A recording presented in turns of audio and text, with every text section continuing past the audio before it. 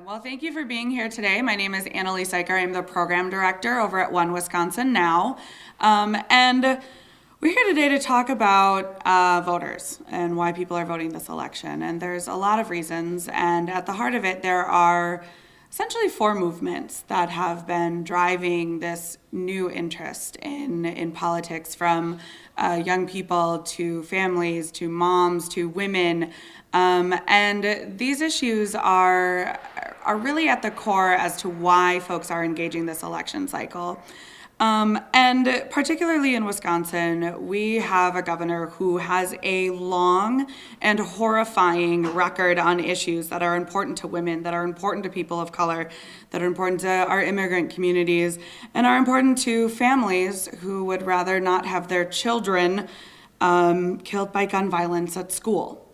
And we have a full 10-page memo that has actually been cut down from about 30 pages about Scott Walker's 25-year record on these issues. And just when I say long and horrifying, I really truly mean long and horrifying.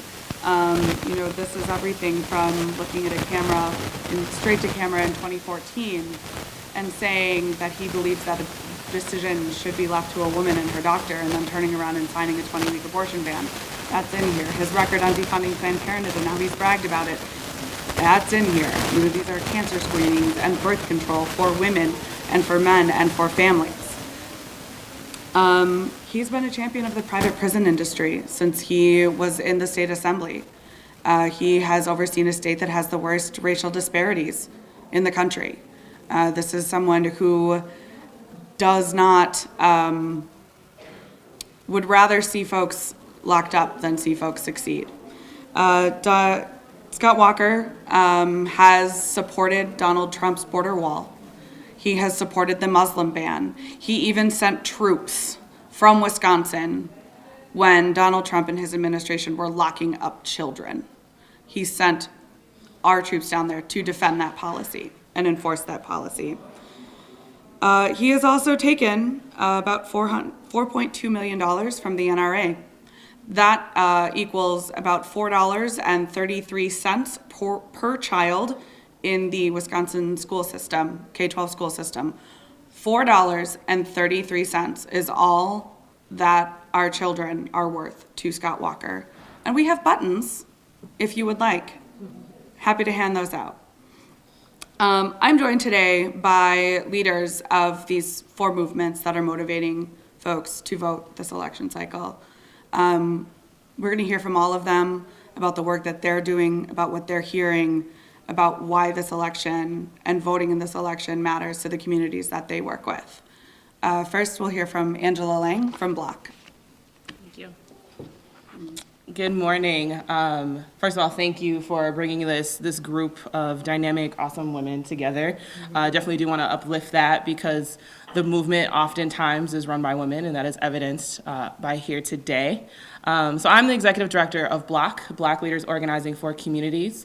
We are a new-ish organization. We'll be a year old at the end of next month, and we've done a lot of work, specifically on the north side of Milwaukee, talking to Black voters since we launched at the end of November of last year.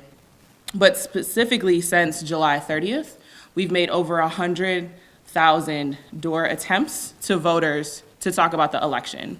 We've talked to over 13,000 people, and we're gonna keep continuing to talk to those folks into the next, into the election. But one thing I do wanna highlight is that we have a team of BLOC ambassadors that go out 30 hours a week, knocking on doors, specifically on the north side of Milwaukee, talking about the election, talking to voters, but also talking to people that can't vote. And some of our BLOC ambassadors are currently on parole and aren't eligible to vote on election day. But that doesn't stop them from talking to their friends, families, and neighbors about the importance in making sure that we get a change in leadership come November 6th. So during Walker's tenure, we've seen Wisconsin become the worst place to raise a Black child. I myself am almost 30. I'm feeling the ticking clock, but at the same time, I do not feel comfortable or safe to bring a child into the state that is currently home to the most incarcerated zip code and the worst place to raise a Black child. The unemployment rate for Black men is about 3.5 times higher than the white counterparts. And he's always talking about all these great accomplishments, these great feats for Wisconsin, Wisconsin being open for business. Wisconsin being open for business for who? Because my community is being left behind. But ultimately, our community, as it's always been throughout history, we've been resilient, we've been powerful. And as we've seen over the last several months, when we come together, we win. We've seen this happen time and time again in other states.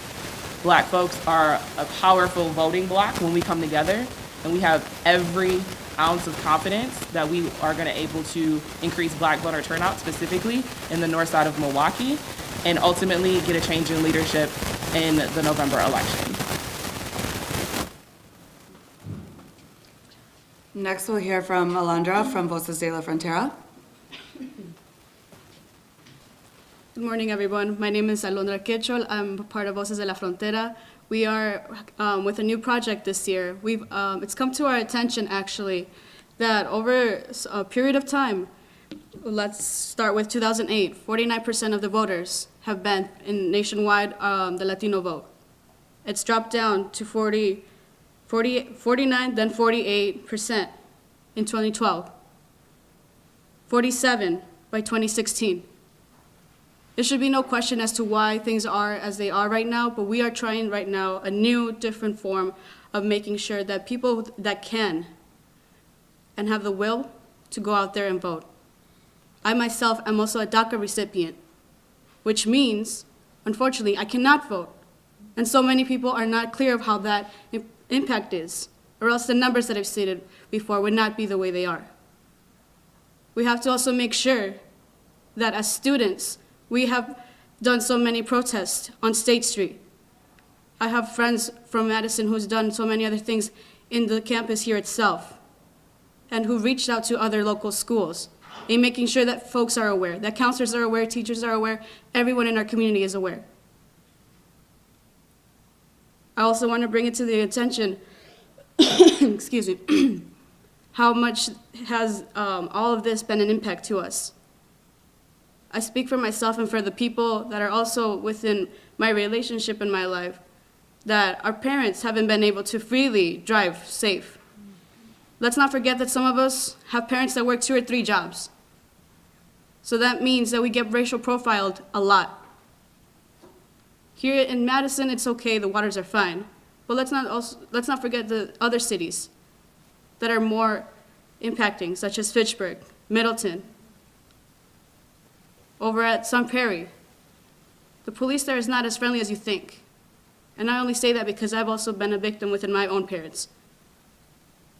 Set aside from racial profiling, when they get stopped, they don't get those, the ability to present a driver's license.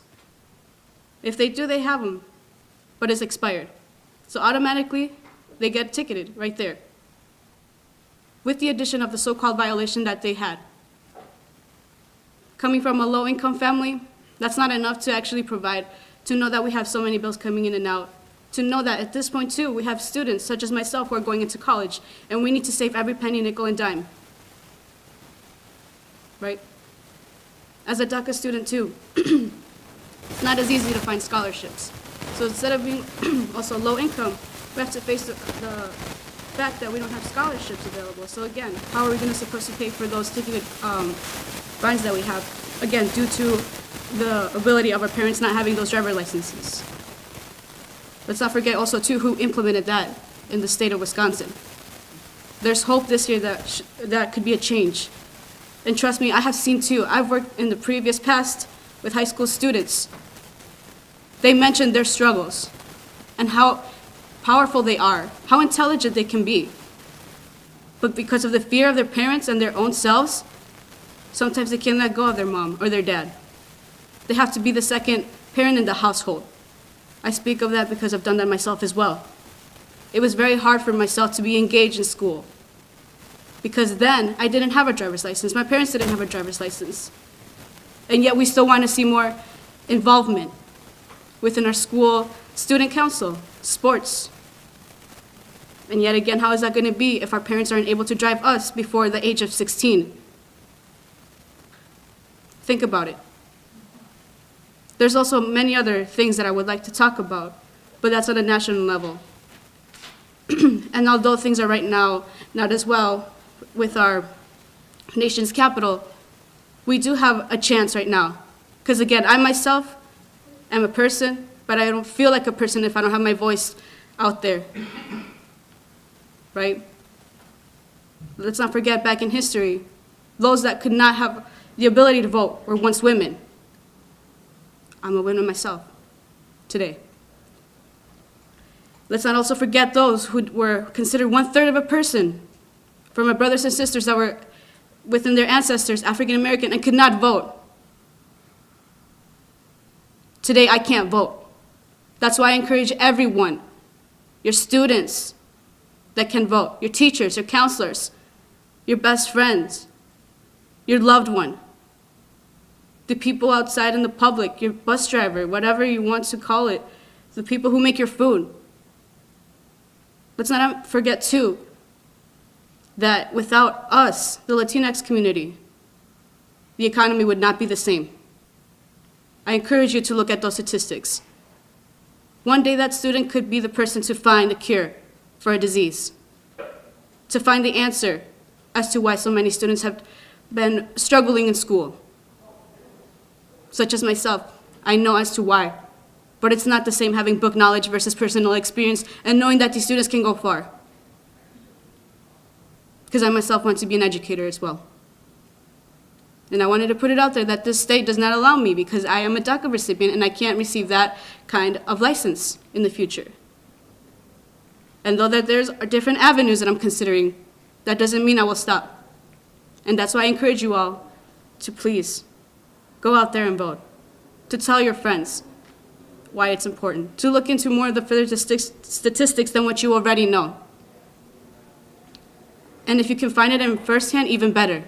First resource is better, experience versus book knowledge. And the things that you've seen on TV, it's not the same.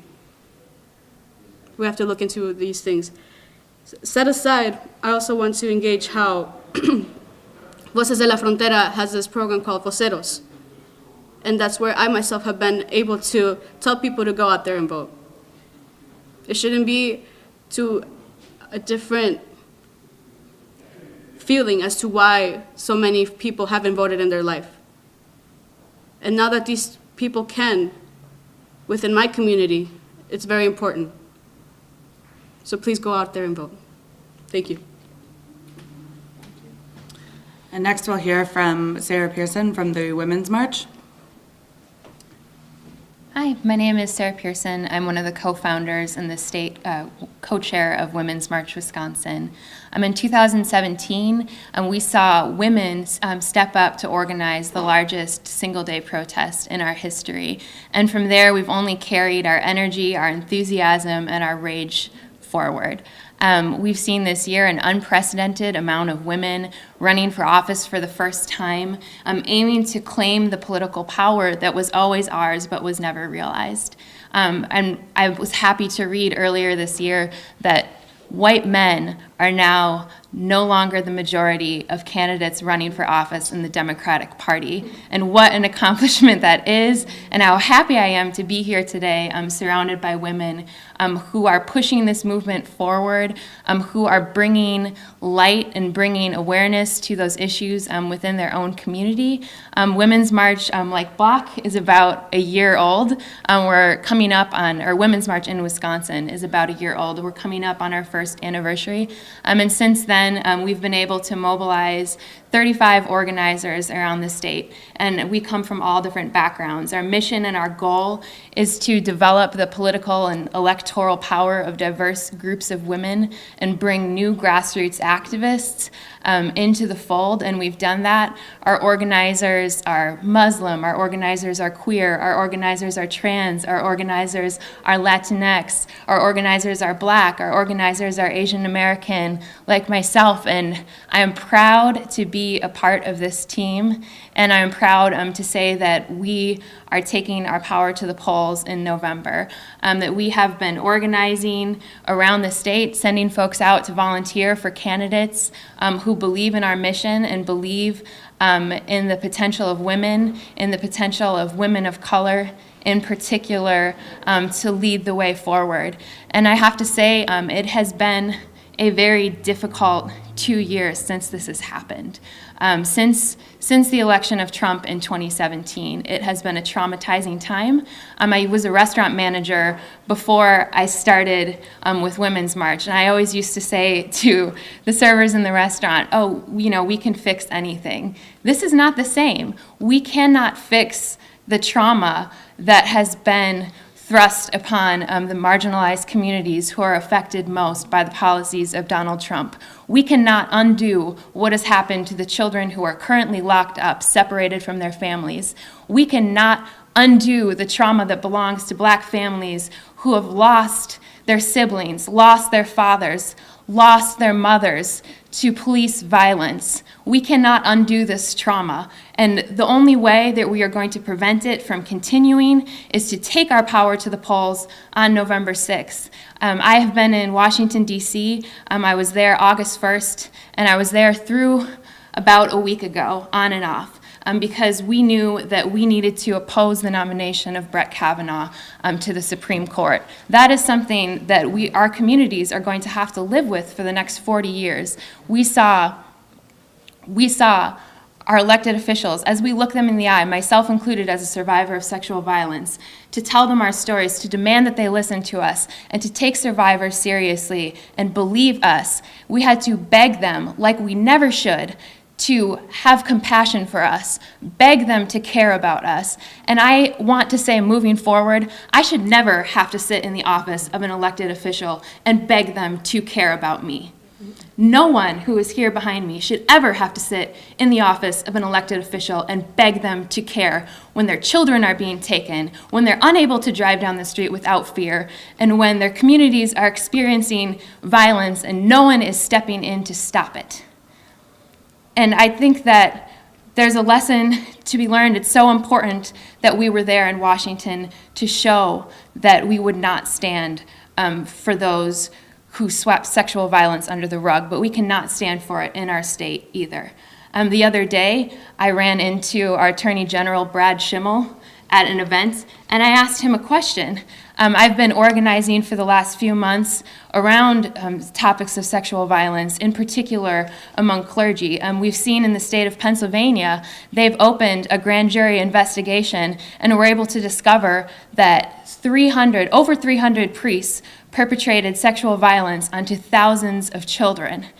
And we asked our Attorney General, are you willing to do something similar in this state? We have 60,000 documents that detail abuse of 148 clergy that has been perpetrated onto over 8,000 acts of sexual violence on thousands and thousands of kids in the state of Wisconsin. And he said that he wavered. He said he would not indict by headline, and that was something that he said he had not even looked into those documents. How are we supposed to take justice seriously when the top law enforcement official in the state of Wisconsin is unwilling to investigate sexual violence perpetrated onto our children? And these numbers are from the city of Milwaukee alone. This is happening across the state. In addition to this is somebody who allowed thousands of rape kits to be left untested for 3 years, and it wasn't until there was an election happening, despite the fact that he had been given millions of dollars in grants to do this, that he took it upon the Justice Department to be able to test these kits. What message does that send to the girl who experiences sexual violence at school? What message does that send to the child who has sexual violence perpetrated onto them by a teacher or a priest? What message does that send to domestic violence victims in our state who have been suffering without justice? That our Attorney General could not accomplish that until it became politically expedient for him. So we are here, we are demanding that we have a change in November. This is the only way. We can sit in the offices of these elected officials and we can beg them to care about us, but it isn't until they are no longer in their offices and they are replaced with people who already care about us before they even make it to that office that we will truly achieve the change that we have always deserved. So women around the state are prepared to take this back. We are prepared to take our political power to the polls, and we will on November 6th. Thank you. Thank you, Sarah. And lastly, we're going to hear from Jennifer from Moms Demand Action. My name is Jennifer Rosenhines. I'm a volunteer leader with Moms Demand Action for Gun Sense in America, our Wisconsin chapter. This year has been an amazing year of growth for our organization, not just nationally, but here in Wisconsin. Our organization nationwide has over 5 million supporters and 300,000 donors. In the state of Wisconsin, after the horrific mass shooting event in Parkland, we have blossomed from 7 local groups to 21. We are in all of the major areas, the areas around Milwaukee, in Milwaukee, all the way to small areas like Spring Green. Gun violence is unfortunately a common denominator across Wisconsin. We know that nationally, it used to be that we would say that there were 93 gun deaths every single day. That number has ballooned in the past years to the point where we can't keep our literature in stock with correct numbers. Now that number is 106 people every day killed by gun. That includes murders, that includes unintentional shootings, that includes domestic partner shootings, that includes suicide by firearm. So this is something that no one is immune to. Almost every single one of us knows someone who has been touched by gun violence, and whether or not it was a fatality, there are thousands of people who are walking around with physical and emotional wounds that come from the violence that's perpetrated with guns. So our organization was founded 5 years ago by a mom in Indianapolis after the shooting at Sandy Hook. And we have become the largest counterweight to the gun lobby in the United States. Our volunteers are committed. We are hitting the pavement in preparation for this election. As a nonpartisan group, we sent out questionnaires to legislators and asked them to fill them out and asked them about their gun sense policies. And we are proud to say that this year 3,000 legislators nationwide have filled out and received our gun sense distinction. And although many are Democrats, there are also quite a few Republicans. And that echoes what we see in Wisconsin, which is almost 50% of Wisconsinites have a gun in the home. So there are a lot of gun owners out there in Wisconsin. We know we have a tradition of hunters. That season is coming up. But we also have the tradition of safe gun ownership in this state. We have gun owners who understand that it's important that every gun sale has a background check. And currently, that is not the status quo in this state. There are common sense solutions that actually across the aisle, Republicans, Democrats, gun owners, non-gun owners can all agree on. And actually, it's a great majority that we have, the gun sense majority. Most people agree with us. And yet, our legislators have not been voting for that kind of treatment. So, just as others have said before me, we are willing to work across the aisle and with anyone who is interested in including gun sense in their legislation. But we are at the point where it's time for us to make some decisions and to look at what kind of policies our legislators have or haven't upheld, what they've introduced, what they've ignored and swept under the rug. And now is the time to say that the status quo on gun legislation needs to be broken. We know that the public is on board with this, and we need to urge voters to take a look and really see where their legislators stand, and also where people who perhaps aren't incumbents stand on these issues. We've developed this great website. I'll show it to you right here. It's gunsensevoter.org. A lot of people say, oh, I would like to vote for somebody who, maybe wants to make it a little bit less often that we have mass shootings.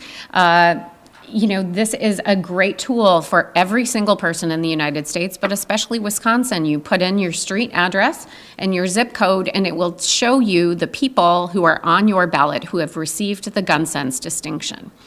So I understand there are many different issues that are vying for people's attention these days, and it is hard to feel like you know exactly where a candidate stands on all different kinds of things. This is an easy tool for people to say, okay, I know gun violence is something that I want to have less of. You can look up here and find the person whom we have said and we have vetted and said this person is going to stand up to the gun lobby, to the NRA. Like many other women here, I have children, and it is chilling to get that piece of paper that gets sent home that tells you that there was a code red drill. We don't even know from firsthand experience because we didn't grow up with this. But what is the trauma that our children go through every day knowing that this is a possibility, and essentially rehearsing for their own deaths? Preparation is important, but we can't just prepare our children. We as adults need to stand up and take responsibility for changing the discourse, and if people aren't listening to us, to vote them out. Thank you. Thank you. I want to thank the women who joined me today for their strength, for their skills, their organizing, and the work that they are doing to essentially in their communities to be heard. And I'll close with this.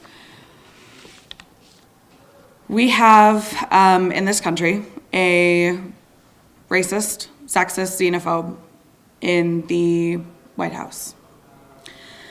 And unfortunately for us in Wisconsin, we also have that same type of person in the governor's office. And it has been 25 long years of Scott Walker enacting his horrifying policies and ideas on the communities that we represent in Wisconsin. And there is nothing more than what Governor Walker and the Republicans would like for us to stay home on November 6th. But as you heard today, we're energized. Folks are ready to vote. Polls are currently open. Our early voting locations are currently open across the state, and folks are taking advantage of that. So thank you. We're happy to take questions. I just wonder if someone could talk about, with the president coming to Wisconsin on Wednesday, there's a lot of talk that it will energize Republican voters. I'm wondering what you think the president's visit next week will do for your supporters, you folks.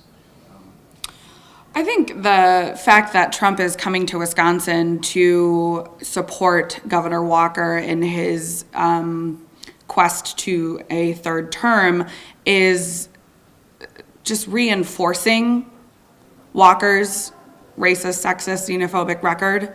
It's doubling down on the policies that Walker has enacted and Trump has enacted that divide us. This is a base visit. This is something that Walker is using. He's going to say the right words, do the right things, bring Trump in. He'll say something racist, sexist, xenophobic. What was that? I said all of the above. All of the above. And he'll seek to divide and to energize the folks who, for lack of a better way of saying it, don't care about their neighbors.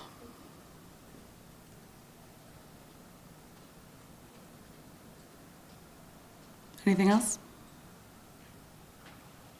Yeah, Angela, I'm interested. How much do you think you can boost turnout on the north side of Milwaukee? Yeah, that's a good question. So specifically right now, the areas that we've done work, we did a lot of work in the state Supreme Court race. We layered in low-performing wards that typically aren't talked to, and we were able to increase turnout in some of those areas by upwards of 3%.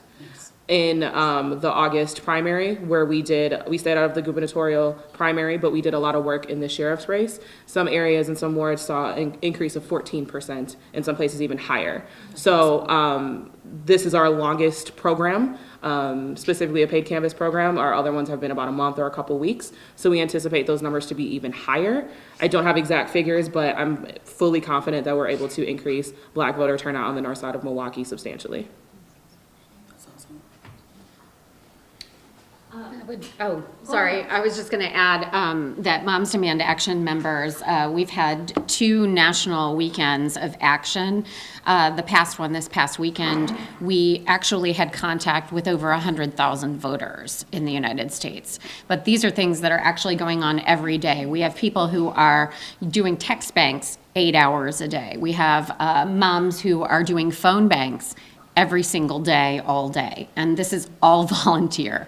But one of the things that I think that we all represent here is that as women, we're not going to be distracted by whatever is going on in national politics or whatever the next headline is. We really are centered by our children and our communities and our own experiences, and we are fighting in a way for our own lives. So regardless of who shows up and what kind of distraction that they're going to offer, we are laser focused on these issues. And we know that they're issues where when we reach out to other people, we can really make a lot of headway. And so that's really what we're concentrating on doing. Wisconsin Broadcasters Association gubernatorial debate tomorrow. What do you guys think is going to be the most contentious issue that would come up in that debate? Is all of them an answer? I mean, look, this is a governor who's seeking his 3rd term, who has a 25-year record as an elected official in which he's attacked women, he's attacked people of color, he's attacked the LGBTQ community.